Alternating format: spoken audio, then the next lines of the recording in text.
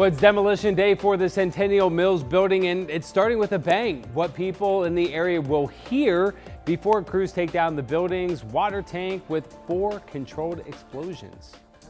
Plus, a search for a missing 7-month-old in Washington. What we know about the man accused of taking the infant. And severe weather from coast to coast as recovery efforts are underway in Indiana following record-breaking rain and flooding while a tropical storm passes through Hawaii. But first, she is the tiebreaker. It all came to one putt. How Gino Titicun took the lead on the 17th hole of the Portland Classic. Coming up as your news at sunrise starts right now.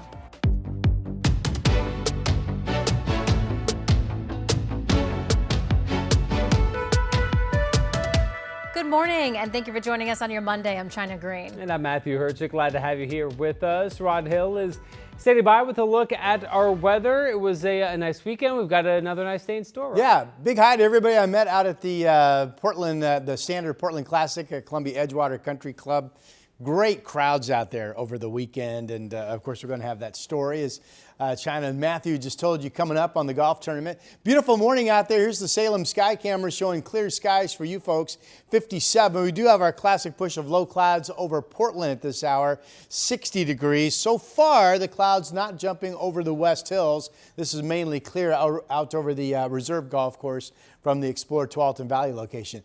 Another pretty comfortable day. Morning cloudiness. I have a sunny at noon like we were yesterday, 70, and then later getting up to 84 degrees. Mr. McGinnis enjoying a week of vacation, so we're keeping an eye on the roads. And we'll start with an accident in Damascus on Highway 212. I understand the backup right now goes to all the way back to 224, so keeping an eye on that. Otherwise, the freeways themselves in good shape. Coming in from the west side, Brookwood Parkway to downtown, only 12 minutes, no problems on Marine Drive. Coming in from the Banfield, from Troutdale, and also just 16 minutes get you up I-5 from Wilsonville. Clark County commute, easy peasy, everything is green. 8 minutes coming in from Main Street. That's your update. Rod, thank you very much. Well, we have been tracking some breaking news in southeast Portland. Some police activity on southeast Washington near 76th. This is a live look at the scene in the Mount Tabor area. Our Sunrise photojournalist Eric Patterson says police are using a loudspeaker and a drone, but so far no crime scene tape has been put up. We did previously some officers holding their rifles. You can't see that in these images here at the moment, but we will continue to try and get more details from police and bring that information to you as soon as we get it. Washington State Patrol has issued an endangered missing person advisory after an infant was taken yesterday morning in Vancouver. WSP says Raul Martinez took 7-month-old Marcelo Martinez around 5 or 6 in the morning. They left in a late 90s red Jeep Grand Cherokee, which may have evidence tape on it. The license plate is not known right now. Marcelo is wearing a blue onesie saying grandmas are the best. If you see them, call 911 right away. Well, today crews will knock down the water tower on the Centennial Mills building in northwest Portland. The city says before the blast, they'll send out a text alert. Sirens will also go off just minutes before the blast. Officials urge people to stay inside until the dust clears. Once the tower is demolished, crews will begin taking down the remaining walls, and it may take up to 2 weeks to bring the building down to half its current height. The Coast Guard is sharing video of a rescue on the Washington coast after 2 kiteboarders were swept out to sea. This happened around 8 o'clock Tuesday night near Grays Harbor. Crews found one woman stranded on a sandbar and a man clinging to a rock jetty. Both were hoisted to safety and treated by paramedics on the ground. 1 person is dead and 2 others are injured after a shooting in southeast Portland near the base of the Tillicum Crossing Bridge. This happened just before 3 o'clock Saturday morning on Southeast Water and Southeast Carruthers Street. Witnesses say that a group of young people was gathered in the area for an impromptu dance party. Police found 2 injured people at the scene. A 3rd person was later found dead inside a gas station about a 1.5 miles from the original shooting scene near Southeast Main and Martin Luther King Jr. Boulevard. We were going to come down over there, and then there was police tape. And then when we come up this way, there's more police tape. And then we come even further, there's more police tape. Police have not said what led up to the shooting, and they have not released any information on any possible suspects. Anyone with information should contact police. We're learning more about what sparked a shelter-in-place order in Northwest Portland last week. It started last month when police say 33-year-old Joshua Kuraz approached a parking bureau employee with a knife, slashed his tire, and pried open the car door. Last Wednesday, investigators say they spotted Kuraz in the same area, still armed with a large knife. He took off at one point, running towards a mother and a child. That's when they say an officer hit him with a patrol car to stop him, but he kept running, eventually barricading himself in a backyard and fighting with officers as they try to arrest him. Kuraz is now in jail, also accused of hitting a police canine with a pipe. The officer who used his car to stop him, which is considered deadly force, is now on paid administrative leave. Well, southeast of Mount Hood, crews have reached 47% containment on the Grasshopper fire. Accurate mapping of the fire puts it at about 90,000 acres. Over the weekend, crews took advantage of the weather, securing existing lines before high fire danger returns this week. There are still level 1, 2, and 3 evacuation orders in effect. In Central Oregon, officials say firefighters have turned the corner in one of the state's largest wildfires, the Roe Creek Complex.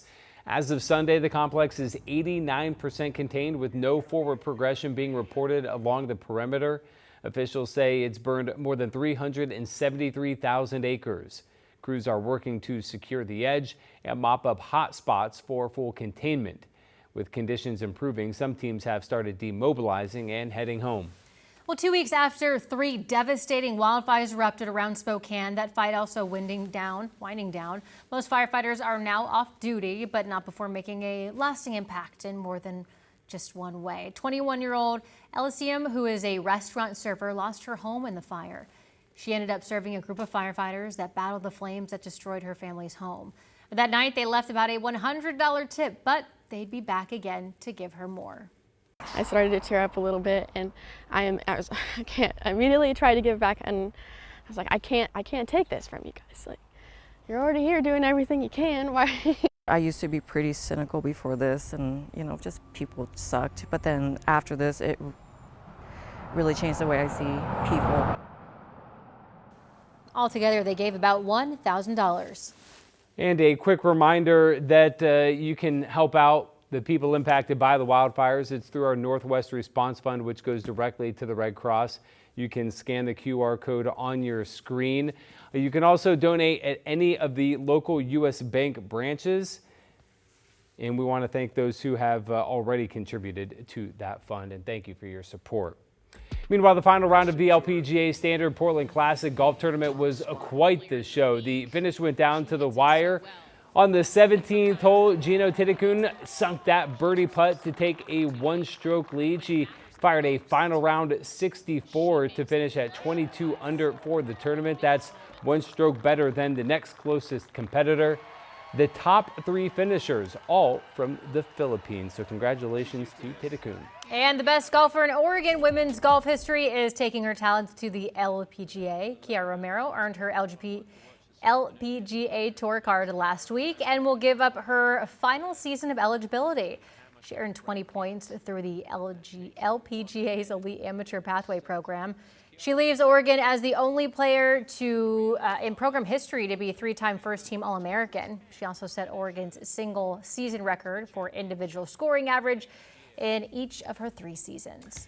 And Raj, you were out there for the tournament, of course, yesterday, calling the names as they made their way to the 18th green. So you got to front row seat for all the action there. As a fan, kind of bummed we didn't have a playoff. It looked like we were going to have a playoff. It was all, as you mentioned in the story, all tied until the 17th. And then Gino, who won it, she had a really lengthy putt on 18, but she almost drained it and then knocked it in for the win. And pretty exciting stuff. Slight correction to the script. All 3, those top 3 finishers, all from Thailand. Great tournament. We had big crowds out there at Columbia Edgewater all weekend, so that was exciting. Here's our watch warning map. This is exciting because a map that was this big is now that big in terms of the aerial coverage of air quality advisories. So Eastern Oregon pretty much cleared, at least for the time being, from air quality advisories. We do have in gray, though, Clackamas and then Wasco County, Crook County still, and Jefferson County this morning under an air quality advisory. Most of the big fires now are showing really good containment numbers. The fire activity is laying down, the smoke not being produced like it once was. So I feel like if you go back to Friday and you read the discussions, the tide has really turned on the firefight. And we have another week with no extreme heat expected. So fingers crossed we'll continue to report some improving news. Here's the air quality map. No issues here on the west side. Generally, the green dots are all good air quality. And there's the unhealthy for sensitive groups in Deschutes in Jefferson County this morning. We have low clouds, and that's a good sign because that means the flow pattern is northwesterly and generally will help hold temperatures down today once again. That was the Providence Park camera looking up over the West Hills. Your early morning numbers are in the 50s to about 60 out in Troutdale, 57 in Salem, 59 degrees out in Silverton. This afternoon, here we go, we have thunderstorm threat moving up the Cascades into central Oregon, perhaps, not expecting a lot of activity. And here are the 7-day numbers. Again, no 90s showing up. How about that? 84 today, some cloudiness expected each of the next several mornings. And really, that's it. I mean, we're all of a sudden blessed. Our 90-degree number is stuck on 15 days so far for the summer season with nothing in sight. Back to you.